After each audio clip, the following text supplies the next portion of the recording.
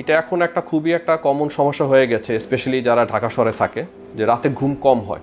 তো যখন একটা রুগী আমাদের কাছে আসে এই কমপ্লেন নিয়ে, যে ঘুম কম নিয়ে, তখন আমরা প্রথমে চিন্তা করি যে পেশেন্টের স্লিপিং হ্যাবিট নিয়ে, যে পেশেন্ট ঘুমের আগে অনেক বেশি কিছু অ্যাক্টিভিটি করে নাকি। যেমন এখন মোবাইল ফোনের যে পপুলারিটি, এত যে মোবাইল ফোন ব্যবহার হচ্ছে, রাতে কম্পিউটার, মিউজিক, লাইট স্টিমুলেশন, এগুলা কিন্তু আমাদের যে ঘুমের একটা নির্দিষ্ট প্যাটার্ন থাকে এটার সাথে কিন্তু এটা ইন্টারফেয়ার করে, যেটা ঘুমের সমস্যা করে।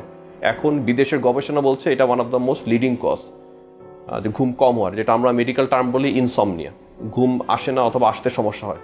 আরেকটা কারণ যেটা কমন কজ, যেটা অ্যাকচুয়ালি যারা নন মেডিকেল ওরাও জানে, আমরা যা টেনশন করি, রাতে ঘুম হচ্ছে না, অনেক মানুষ ডিপ্রেশনে ভুগে, ঘুমের সমস্যা হয়।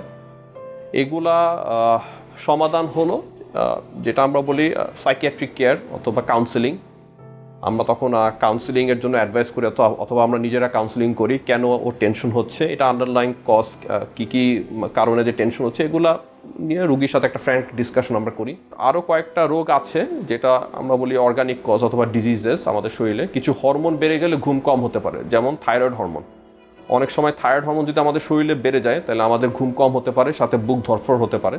আমরা অ্যাকচুয়ালি ওভারঅল একটা ফুল হিস্ট্রি নেই ঘুম কমের কারণটা খুঁজে বের করার জন্য, from psychiatric cause to organic cause. But আমার অ্যাডভাইস, মাস্ট প্রপার ইভ্যালুয়েশন দরকার।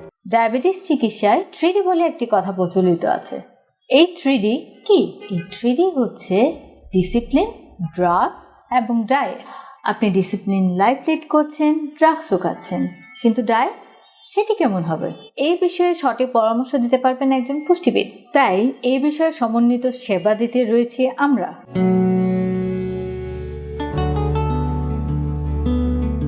আপনাদের স্বাস্থ্য বিষয়ে সচেতন করার জন্যই আমাদের এই আয়োজন। তাই প্রতিনিয়ত স্বাস্থ্য বিষয়ে বিভিন্ন টিপস পেতে আমাদের চ্যানেলটি সাবস্ক্রাইব করুন এবং বেশি বেশি লাইক ও শেয়ারের মাধ্যমে সবাইকে আমাদের সঙ্গে সংযুক্ত হবার সুযোগ করে দিন।